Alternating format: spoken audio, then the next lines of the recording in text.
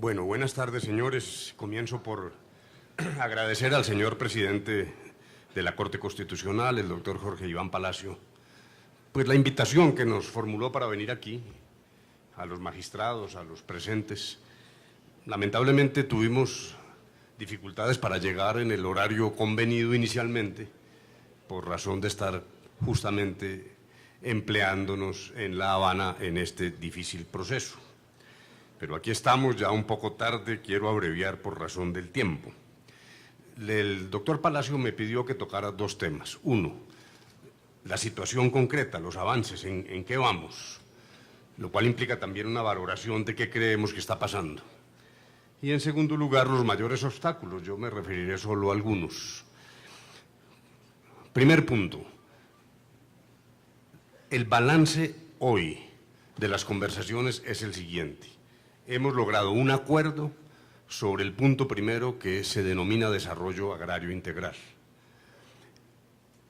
Para ser leales a la verdad hay que reconocer que la delegación de las FARC sostiene que hay algunos puntos que quisiera mirar de nuevo o que exigen ulterior discusión, pero dijéramos el grueso del acuerdo sobre el problema agrario fue convenido, está vigente y es lo que nos ha permitido decir en ocasiones anteriores que en efecto tenemos la convicción de que nunca se había llegado tan lejos en un proceso de conversaciones con esta organización guerrillera.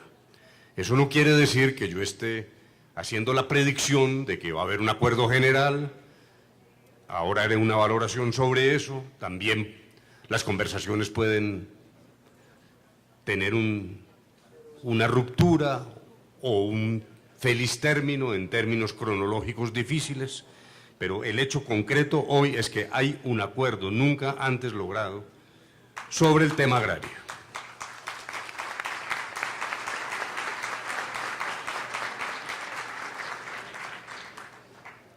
Ese acuerdo lo hemos denominado la reforma rural integral, porque sus componentes son novedosos y van mucho más allá de la vieja discusión sobre reforma agraria en Colombia. Realmente aquí estamos hablando de algo muy distinto. Pero hay que reconocer que un diagnóstico sobre la situación rural muestra una asignatura pendiente del Estado colombiano frente a la situación del campo y de la familia campesina. Una asignatura pendiente que se expresa de distintas maneras. En primer lugar, hay problemas de acceso a la tierra. Hay zonas donde los campesinos carecen de ella o la tienen de manera insuficiente, lo cual genera problemas de baja productividad y también serios problemas sociales que tocan con la dignidad humana. Hay un problema real en el campo, que además implica que se está abriendo la brecha. Mientras la vida urbana ha mejorado en Colombia, hay 11 millones de personas que han ingresado a la clase media en Colombia en la última década, las cifras del campo continúan deteriorándose. O sea que ni siquiera hay líneas que algún día convergerán. Si la situación no se modifica, cada vez va a estar mucho más distante. Dos frases muestran esto de manera más elocuente que cualquier discurso. Dos cifras de carácter oficial provenientes del DANE relativas al año de 2012. La pobreza rural en el campo, la pobreza rural es del 46.8% frente a una pobreza urbana del 18.9%. El ingreso mensual de una familia campesina en el 2012 es de 203.235 pesos frente a 709.155 en la ciudad. Y la situación tiende a deteriorarse. Luego, el primer hallazgo que tenemos es la necesidad de brindar, primero, acceso que llamamos acceso integral, en la medida en que, repito, no estamos frente a la clásica visión de las reformas agrarias de los años 50. La idea es que el acceso a la tierra esté revestido de una tarea fundamental que corresponde al Estado, en términos no solo de asistencia técnica, de crédito, de acceso a infraestructura, de distritos de riego, sino también una fuerte inversión nunca antes vista en materia de indicadores de la situación social de la familia campesina, que tiene que ver, repito, con la dignidad. Aquí surge una primera objeción de algunos. Hay economistas que han dicho que los grandes problemas de Colombia están en las ciudades, porque Colombia se ha urbanizado. Lo que queda en el campo es muy poco, realmente una inversión de esta naturaleza no se justifica. Pero esa es una visión tremendamente equivocada, porque en el campo nació el conflicto, principalmente se ha desarrollado allí, y el eslabonamiento de las formas de violencia comienza en el campo. Siempre piensa uno que el niño que roba un celular en la ciudad debe ser un hijo de un desplazado. Luego, si no suturamos el origen de hace ya casi 50 años de este conflicto, no vamos a lograr superarlo. Y por eso, reiteramos, hay en esto una coincidencia en términos de la necesidad de superar una situación de tremenda informalidad del campo. 48% de los predios no tienen titulación correcta. 2 de cada 5 hogares tienen acceso a una tierra que en promedio es de 9.5 hectáreas. Hay, por lo tanto, una paradoja en lo agrario. Mientras tenemos estos bajos niveles en materia de la vida de los campesinos, tampoco hemos logrado el gran desarrollo agroindustrial, que apenas es embrionario. Luego, esa es una situación realmente insostenible, no solo en términos de dignidad humana, sino de capacidad económica de lograr incluso una revolución agraria que han logrado nuestros vecinos. La gran ventaja de esta visión, y en esto realmente es la potencialidad del acuerdo que se logró, es que por fin, de la mano y en acuerdo con las FARC, se entiende que la coexistencia de la recuperación de la economía campesina o familiar no tiene por qué menoscabar las posibilidades de desarrollo agroindustrial de gran envergadura. Lo que se logró en este acuerdo es que se acepte por primera vez que ese paralelismo corresponde a la necesidad y a la realidad de Colombia. Y en eso hay una modificación muy importante de la tradicional visión del campo por parte de las FARC. En segundo lugar, el Fondo de Tierras al que aludió Sergio Jaramillo también ocurre en un momento en el que hay una gran ventaja derivada de una paradoja. Muy buena parte de las tierras que deberán nutrir ese fondo de tierras no provendrán de expropiaciones pagando con bonos o las viejas ideas sobre expropiación sin indemnización y otras fórmulas del pasado que ya no son necesarias. Hay una coyuntura concreta en Colombia, y es que hay un alto nivel de tierras obtenidas de manera ilegal, mediante maniobras fraudulentas en relación con baldíos que eran de propiedad de todos los colombianos y que hoy están en manos de delincuentes, o la concentración de tierras producto de la, llamémosla, contrarreforma rural del narcotráfico, que a través de la intimidación y la violencia ha logrado capturar tierras que el Estado tiene el deber legal y ético de recuperar.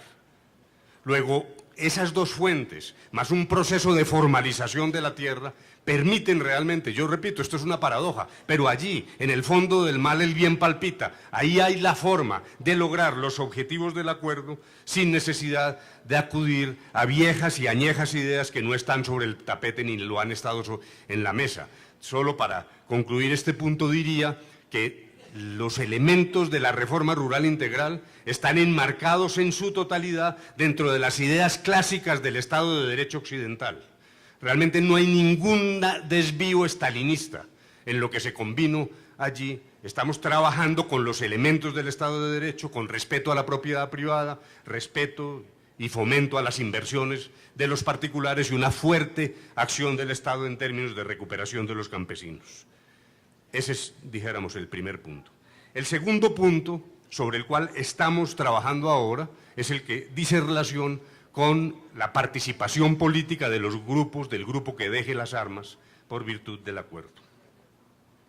En esencia, lo que queremos es no armas y urnas, no combinación de formas de lucha. Esa es la clave central de lo que estamos diciendo, para lo cual es necesario facilitar el tránsito del movimiento armado al ejercicio de la política.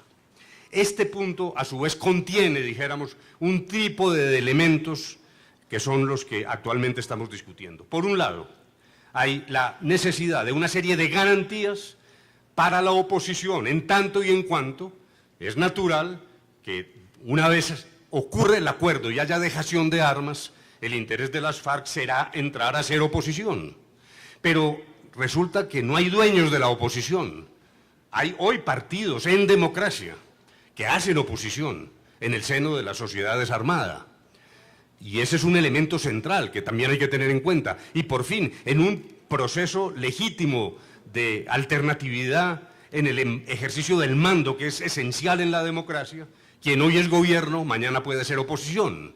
Esa es la razón por la cual, en este preciso punto, se le ha dicho a las FARC, nosotros discutiremos en La Habana los lineamientos generales de lo que podría llamarse un estatuto de la oposición, pero tiene que ser luego articulado con la totalidad de las fuerzas políticas, en paz, en Colombia, sin armas.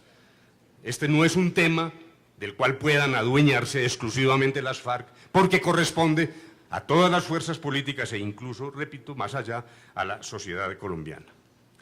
El segundo elemento se relaciona con la participación ciudadana, que es esta microparticipación, particularmente en los niveles locales, que está muy emparentada con el punto primero al que aludió Sergio Jaramillo, en la medida en que lo que estamos diseñando es un esquema de desarrollo afincado en los territorios, con enfoque territorial. El elemento participación ciudadana es muy importante para la toma de decisiones, participación de todos los ciudadanos, en igualdad de circunstancias, sin armas.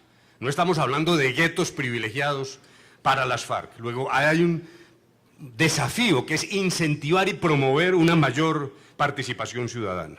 Y por último, formas de participación política que establezcan, dijéramos, el camino en virtud del cual las FARC dejan las armas, se incorporan a la vida civil, y allí hay una especie de subcapítulo, este sí netamente bilateral, en virtud del cual hay que convenir algunos elementos que se relacionen con la manera de fomentar la toma de la decisión para dejar las armas y trabajar en democracia.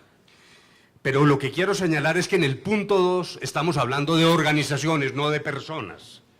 El tema relacionado con quién, por virtud de las inhabilidades constitucionales que se derivan de las situaciones penales concretas, quién participa en política, es un tema que tendrá que ser discutido después. Aquí estamos hablando de la participación del movimiento que surja después de la dejación de armas en abstracto.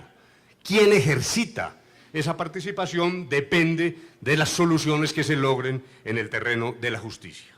Ese es el punto en el que estamos. Se ha progresado en acuerdos, no lo suficiente. Yo lo dije en el día de ayer. Ayer terminamos con cierto grado de insatisfacción. Se lograron acuerdos, pero realmente nosotros creemos que se necesita una mayor dinámica, una mayor eficacia. No porque haya que atropellar a las FARC para tomar decisiones, sino porque es la sociedad colombiana la que ha pedido que estas sean conversaciones expeditas, como lo dice el Acuerdo de La Habana, en beneficio del deseo de la comunidad colombiana. Y con eso cierro, dijéramos, el primer breve capítulo, que es el que se relaciona con el estado del arte en las conversaciones de La Habana. En segundo lugar, muy brevemente, los obstáculos. Dijéramos, es inevitable y es evidente que hay una enorme discusión en lo que tiene que ver con la aplicación de la justicia y los mecanismos de justicia transicional. Ese ha sido además el tema que ha capturado la atención de los asistentes, como es apenas obvio.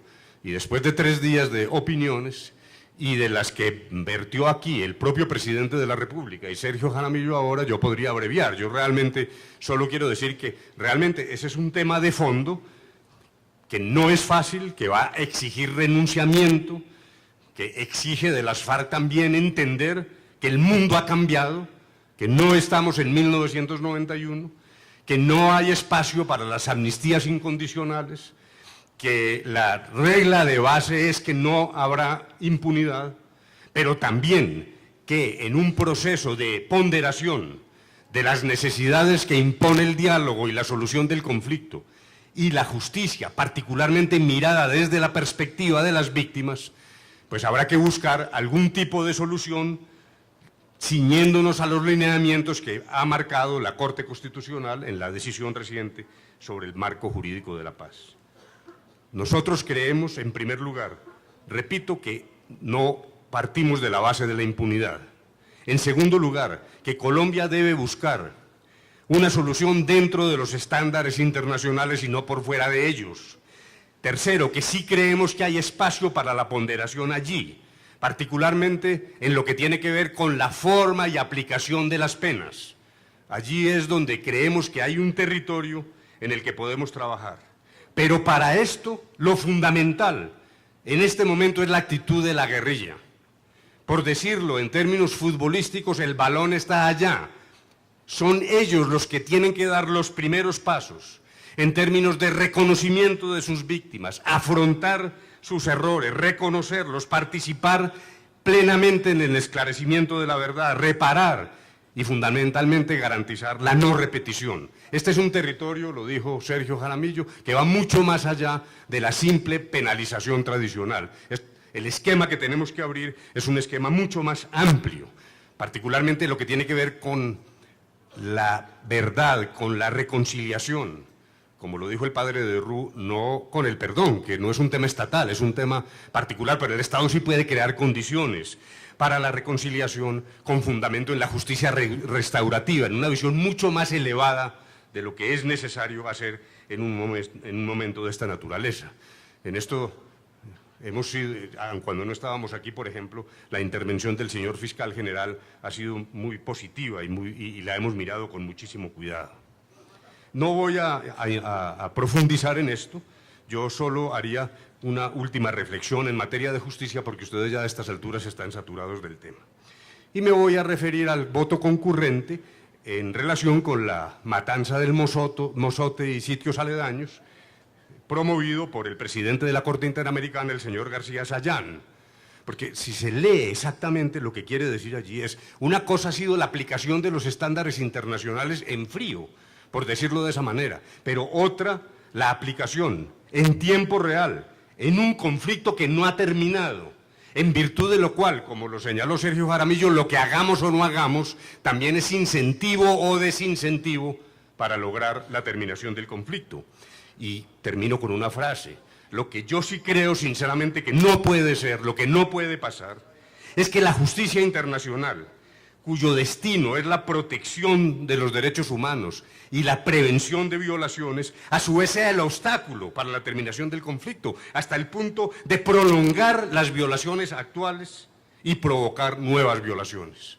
Sinceramente, eso no puede ser. Ese no puede ser el destino del entramado del derecho penal internacional.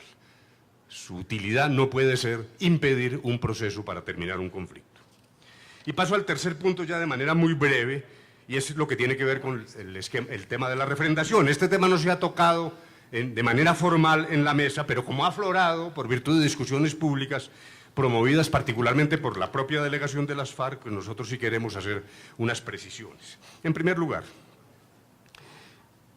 ¿por qué tenemos que tener una refrendación? Hay quien puede preguntarse eso legítimamente. Algunas personas han dicho, pues hagan un acuerdo entre las FARC y el gobierno y no se necesita acudir a esto. Nosotros no solo pactamos la refrendación, sino que estamos convencidos que es una necesidad en la actual situación de Colombia. Primero, una necesidad de transparencia. Nosotros no queremos un acuerdo a puerta cerrada. Una cosa es que hayamos dicho que se necesita cierto grado de confidencialidad en las conversaciones en la mesa, pero en su momento son los colombianos los que tienen que realmente tomar la decisión en esta materia. Nosotros estamos trabajando, literalmente es para construir un borrador que pongamos a consideración de los colombianos para que ellos decidan. Ese es un esfuerzo de transparencia, pero también un ingrediente de legitimidad que es absolutamente indispensable. Colocados como estamos los colombianos, en las disyuntivas jurídicas y éticas tan profundas que tenemos al frente, nosotros tenemos la convicción de que la única manera de brindarle legitimidad a esas decisiones es a través de la convocatoria del cuerpo ciudadano como un todo para que sean los colombianos los que decidan. Pero además de Contera, pues va a ser necesario en muchos momentos expedir una nueva normatividad y eso hay que hacerlo, creemos nosotros, de manera expedita, rápida y con garantías de